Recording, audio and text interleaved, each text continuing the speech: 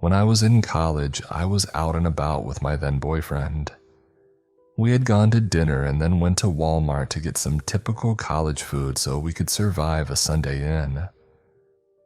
I was dressed up in a casual, dressy fit. We decided to split up while we shopped, split apart, maybe to do quicker shopping, but I don't remember the exact reason why. I was wandering the grocery aisles when I noticed this girl who was about my age. In a friendly manner, we casually smiled at each other and continued on shopping. It didn't seem weird at first, but I kept noticing her in the same aisles as me, and a big, muscular man was never far behind us. Eventually, I texted my boyfriend and asked where he was and continued on shopping. Next thing I know, the girl approaches me and says how she loves my jacket. I say, thanks Maurice's, and try to move on. She stops me and says something along the lines of, "Hey, you look like you're my age and seem really nice.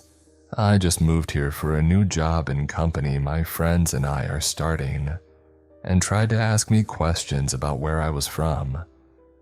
I was vague and untrusting with what I said, noticing this isn't normal. Then she said, "I am looking for more people like you and I to work for our company. It's kind of a warehouse job and I would love you to be one of our bookkeepers. You should give me your number." I said, "That is so nice of you to offer me a job, but I am not a desk person and already have a job I love." She said, "That's a bummer. I thought we might work well together." "Well, would you want to give me your number so we can hang out? I would love to have a friend who can show me around the city." I realized that I wasn't getting out of this situation until my boyfriend showed up or I gave her my number. Eventually, I rattled off a fake phone number and said, "Hey, I will catch you later, I gotta go." Then I walked away praying my boyfriend would be near so we could quickly get out of there. While I was looking for him and trying to call him, the girl caught up to me and said, "I tried to call you, but it said the number was out of service." And as I tried to come up with a quick excuse and say, "Maybe you typed it in wrong," she saw that my iPhone was unlocked and in my hand. She quickly snatched it and called herself on it. I was so flustered and mad at her that I snatched my phone back right when my boyfriend came around the corner. He instantly recognized that something was up and said we needed to go. When the girl saw him approach me, she looked so disappointed to see him and stopped trying to interact. We ended up buying nothing and leaving. That night, we called our parents and the police. The police said they didn't think it was anything ill-intended, but I was sure it was probably trafficking. I was going to switch my phone number because I was so scared. I blocked them and turned off all location access on my phone. I was too scared to go anywhere alone for a while. I even told my coach so she knew. A couple days later, I got a text from a random number. It was the girl. She sent a picture of my best friend who was out drinking downtown with some of her other friends. The text said, "I met your best friend. She gave me your number because I told her I was looking for new friends. She showed me a picture of you and I said, 'What a coincidence.' I met her the other day and lost her number when I got a new phone." About 2 minutes later, I got a text from my best friend that said, "I gave your number to a girl who wants to make friends around here and is looking for people to join her business. And since I moved this week, I thought of you. I freaked out she was with her and told her to get away and not leave alone with her. I stayed up worried until my best friend got home. She said she was fine, otherwise I would have gone to pick her up. The next day, my best friend apologized and told me to block the number. My friend and her group tried to ditch her, but she kept showing up to the bars they were at. She said the girl was relentless and texted her all night, trying to get my friend to go hang out at her place. My best friend also said that when she asked about the business, the girl wouldn't give her many details other than that it was a warehouse somewhere, would pay her great in town, and if she wanted a tour of it, she would take her. We never heard from this girl again. Today, I was listening to a podcast and they mentioned different sex trafficking tactics. 2 were vague jobs where they would pay you well but needed you to come meet them to give you more information, and a new-to-town girl who desperately needs new friends. I have been thinking about this all morning, and am glad I felt uncomfortable and my friend didn't go with this girl. But I am mostly mad the cops ignored my concern and said it wasn't nothing. I hope they wrote down the tip that night, but doubt they did.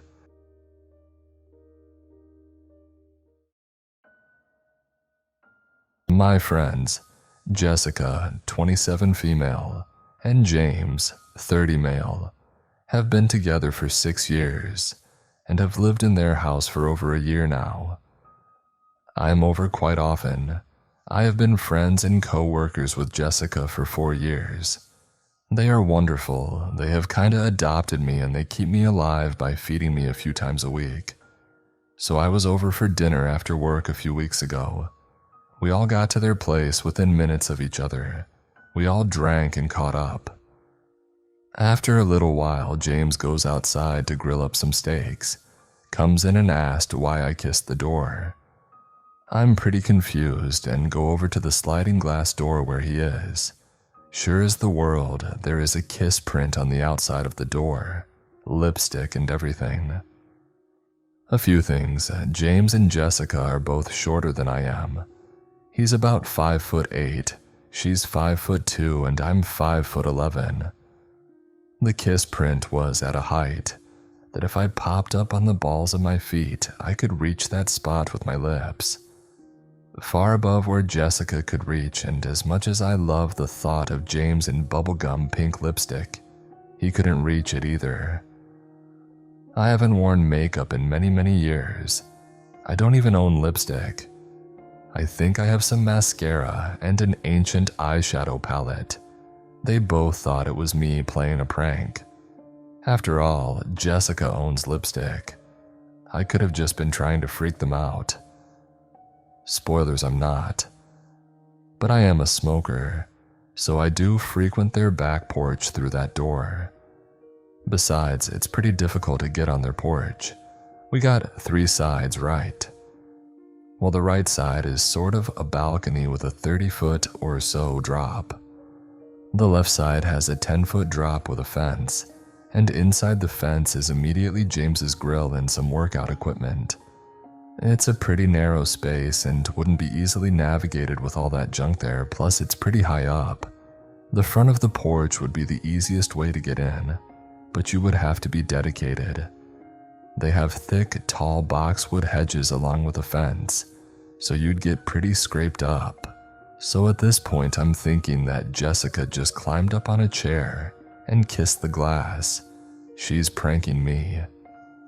Well, James cleaned off the glass and we went on with our night.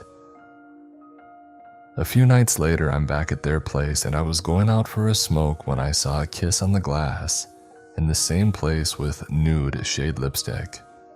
About a foot below the lip print, there was a smudgy heart. I'm not sure if this person had really greasy hands or if they used spit or something, but it was extra creepy. I pointed it out to my friends, and again they thought it was me. James even insisted I cleaned it off the glass. Jessica nor James have ever been ones to prank, and neither have I. But I still felt like the most logical explanation was Jessica trying to prank James and me by setting me up or something. The next time it happened, a few days later when I hadn't been there for a while, Jessica called me. She was a little accusatory and rattled.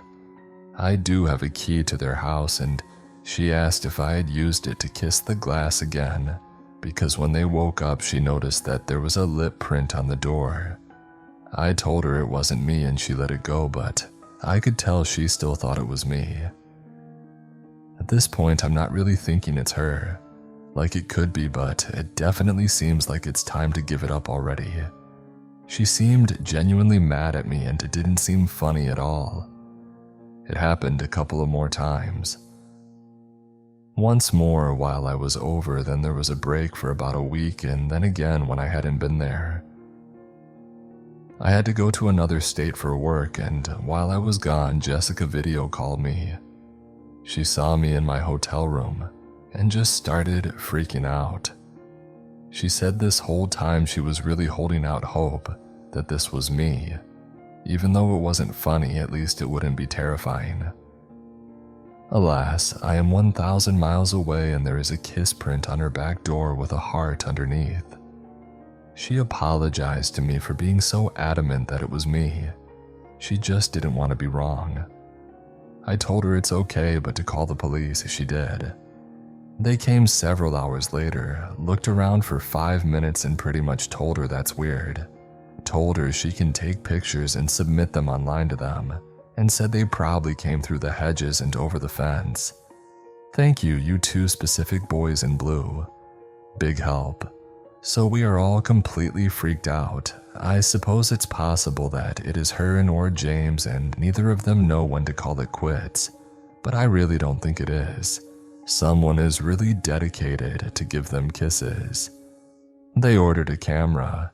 It came a couple of days ago and put it in the porch. So far nothing. I'll let you know if they see anyone.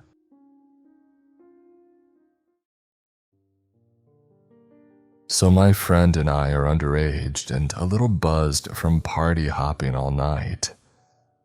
We'd roll up to Wendy's and ditch the empty bottles of Smirnoff Ice as we wait for our food at 2 a.m. in the drive-thru.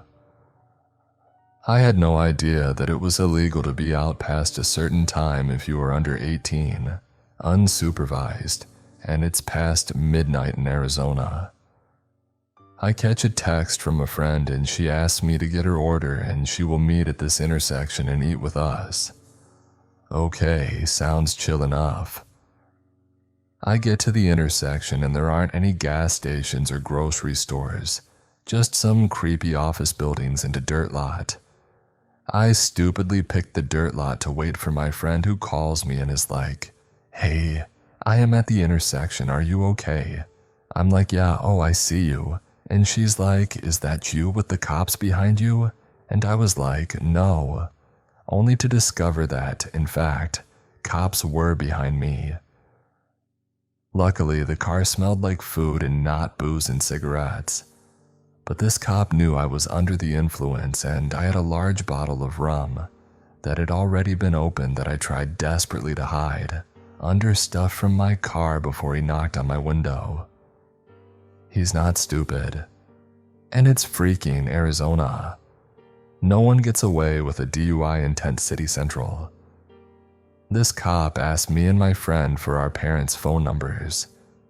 My friend's mom gets a call to come pick her up and gets a verbal lashing from the cop about being underage past curfew and explains the citation, so I already knew what was coming.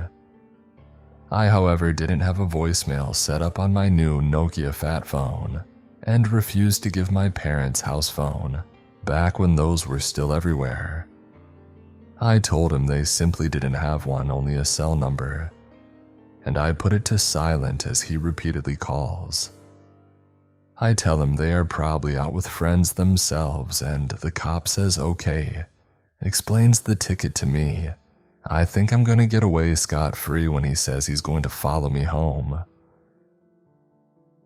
I made sure to go the speed limit and not make any errors, but I'm crapping myself right now. I park my car out front of my house and my parents' cars are in the closed garage, dark house. I'm like, yes, it looks like no one is home. The cop proceeded to park his car and says, "Hey, you could have broke the rules a little with getting home. I wasn't going to pull you over twice now," as he followed me to the front door. I unlock it and I nervously said thank you, but he, instead of ringing the doorbell or doing their famous police officer knock, follows me into my house and locks the door behind us. He's talking to me, making small conversation, checking out my living room. and I'm starting to freeze up because I'm suddenly sensing a different energy from him. He asks me where my bedroom is. He tells me to take him to it. I instead took him into my parents' room and turned on the light, 100% thankful to see my sleepy-eyed parents shocked to see an armed, grown man behind their young daughter. And he just lets out a breath and says in my ear, "You lied to me, sweetheart." And he goes back into the police mode, telling my parents that he found me out at an illegal time and that I'd need to pay a fine and attend a class. It was so embarrassing because I was 18 by the time I had to take the class with a bunch of 12 to 14-year-olds anyway. I never tell anyone until now about the comments he made to me, but my dad did ask him why he was in our house. I told him I didn't understand that either. He never read me any rights, he just followed me home. Before he leaves, he says, "That's a nice house phone you have right there, looks new and shiny," as the last thing he tells me before letting me go. I can't help but think back to that night and thinking about what would happen if I had bad parents who weren't home or were out of town, etc. I know there are good cops out there, I personally know some. I go back and forth between being freaked out and thinking maybe he was just being thorough. The comments are what stuck with me though, and that sinking feeling. I'm interested in hearing opinions. My mom was born and raised in the high country of East Central Montana. She came from ranching people, and her father and my grandfather were genuine cowboys. She often did work around the ranch with him, so not much shakes her to her soul. Except for what happened when she had to run into town when I was only 8 months old. This happened in the middle of a sunny summer day.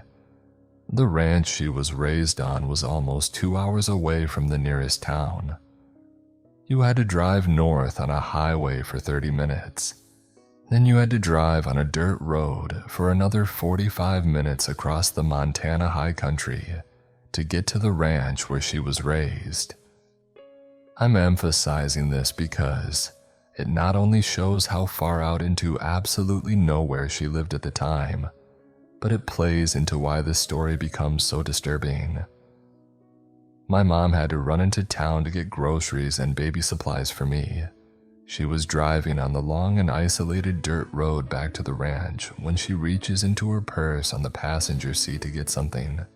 It slips out of her hand and into the passenger footwell. Fair enough. She then has to stop the car so she can safely retrieve what she dropped.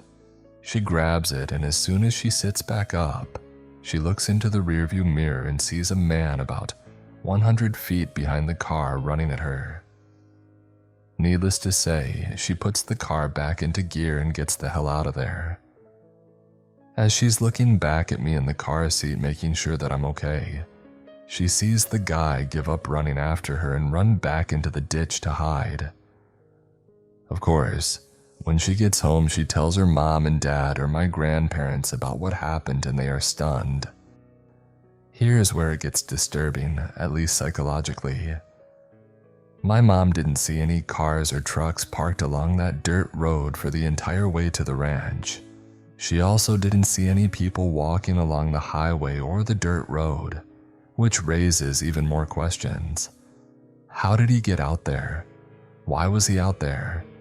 And even more disturbing, what would he have done to my mom or an 8-month-old me? The more I thought about it, the more disturbing it became. My mom said, "I've only asked my mom about this story twice." After the second time, she tells me to never ask her about it again, and I completely understand why. I get messed up thinking about it. I can only imagine how she felt having directly experienced it. Edit. Thank you all for your comments. I just needed to address some things. First, this occurred way out in the middle of nowhere out in the Montana high country. It's wide open and flat grassland with low rolling hills. The only traces of human activity you will find out there are the fence posts and maybe a windmill or an old abandoned barn or house. I'm emphasizing this because there were some comments saying that my mom should have just called the police. To that, I say, what police? There are police in the small town where she got her groceries, but out in the Montana high country, good luck. This is the main reason why people who live out there carry firearms. If something happens out there, you might have to deal with it in the moment. I'll let you read into that connotation what you will. Second, some comments were pointing out that it was an interesting coincidence that my mom happened to stop her car near where this guy was hiding. Again, coincidences happen and weird things happen out in the middle of nowhere. Who knows why that guy was out there? Rural Montana is not a place where you go casually hang out. Unless you actually live out there, know someone who lives out there, or have some business with someone, you shouldn't be going out there for any reason. On top of how she didn't see anyone walking on the highway or the dirt road, and didn't see any vehicles parked along the side of the road, any person who made it out that far on foot for some reason is not someone anyone should be interacting with. My mom was a petite 19-year-old woman with her 8-month-old infant in the back seat when this happened. I highly doubt she could have been any help to him. We will never know why this guy was out there, and frankly, I don't think we ever want to.